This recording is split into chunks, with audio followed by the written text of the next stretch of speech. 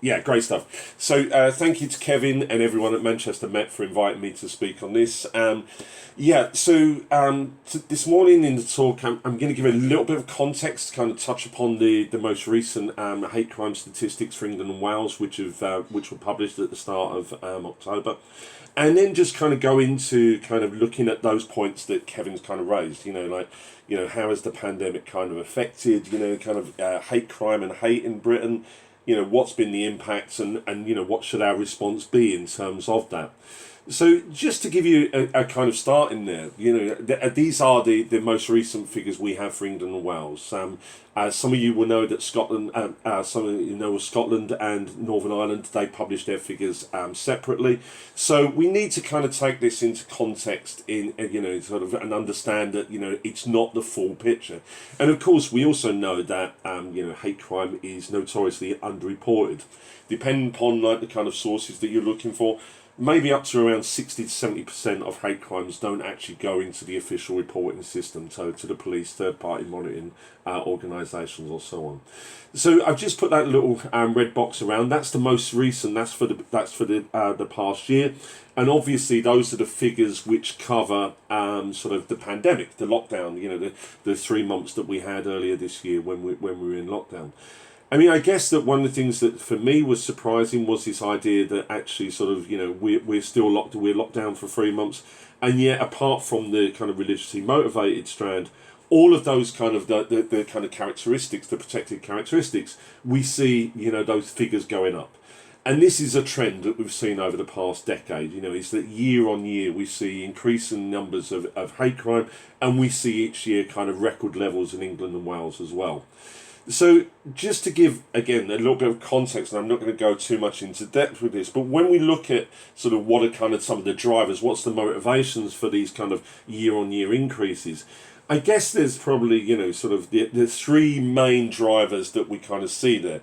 The first has been Brexit and the kind of Brexit referendum and the kind of fallout from there. And if you look at the data and the statistics, you can see that literally within 24 hours of the Brexit referendum in 2016, you see a sharp spike in the numbers of hate crime across England and Wales.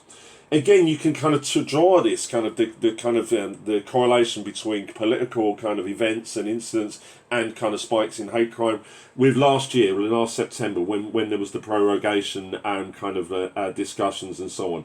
Again, we see a sharp rise in hate crimes.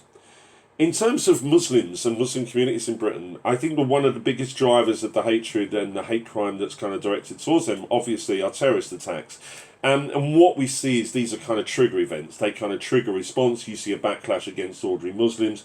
And underlying this is something, around kind of revenge, around, this kind of idea that actually ordinary Muslims are responsible, all Muslims are responsible for the acts of a handful of people claiming to act in the name of Islam or claim to act on behalf of Allah. And we see over 2017, we see through 2019 and also earlier this year, we see these kind of incidents and attacks.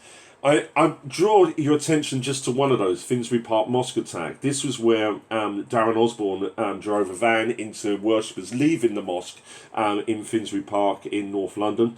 What was interesting about that was that even after that attack, where Muslims were the victim, there was a spike in hate crime targeting Muslims straight after. So, this is something which is very kind of like, something that we need to kind of bear in mind with that. And of course, there we have the political rhetoric as well, and this idea of correlations between, say, Boris Johnson referring to Muslim women who wear the niqab as letterboxes, and then seeing that become part of verbal abuse, which is kind of expressed in terms of the way in which hate crime is experienced and encountered at that street level in the UK.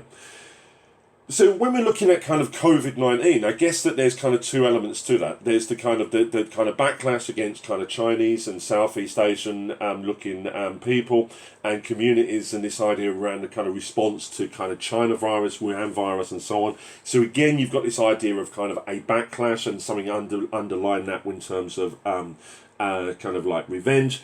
And then post-COVID, there's Black Lives Matter. And I believe that, I think it's Chris that's going to be touching upon that later in his talk, so I won't actually say too much more on that.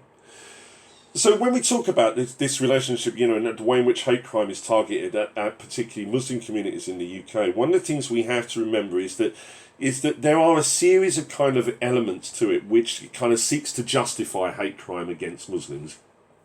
So this idea that Muslims are other, that Muslims will never be a part of, who we are. These things around kind of the invaders, and we've seen, hideous terrorist attacks around the world in recent years, based on this idea of the Great Replacement, that Muslims are kind of Islamifying Europe, are invading Europe, and then kind of taking it over from inside.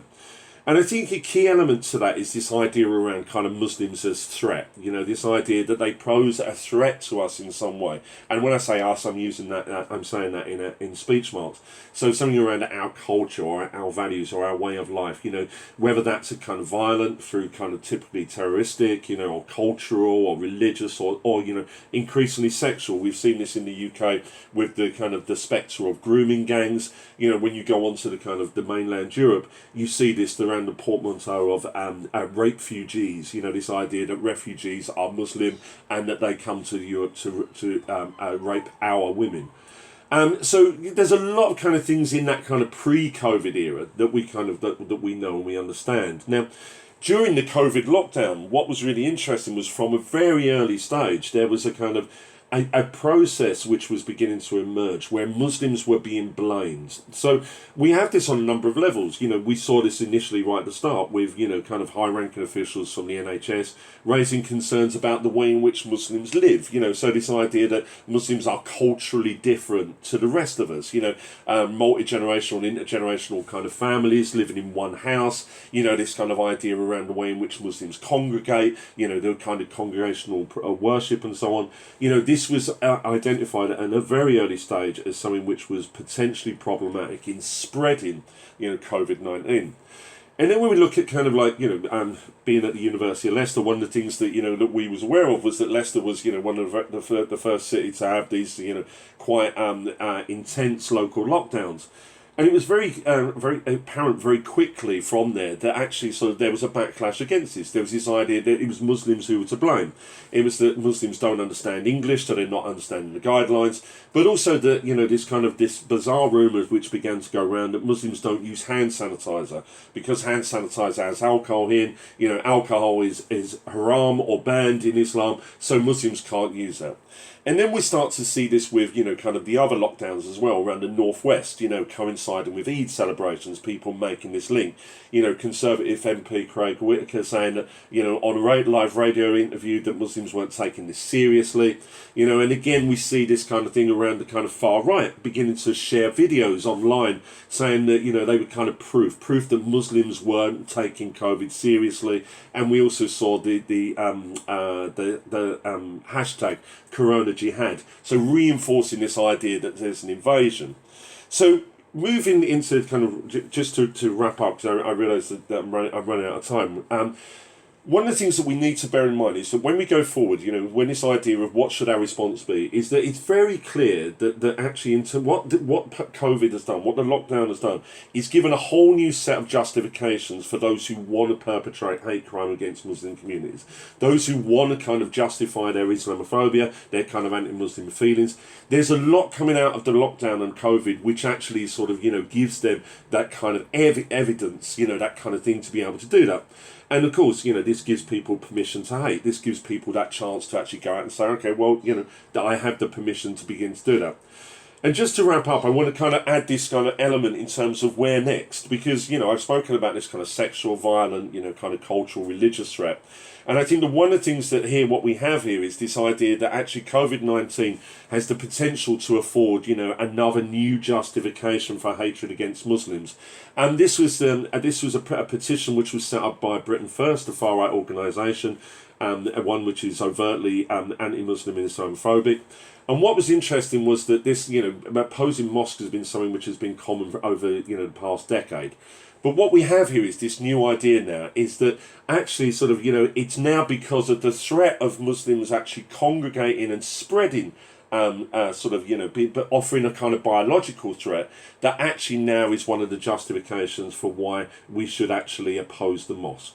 So as I say, wrapping up, what we've seen there through the pandemic is that yes, there's a new set of justifications which have the potential to kind of justify Islamophobia.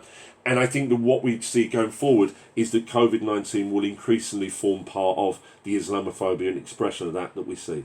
Thanks very much.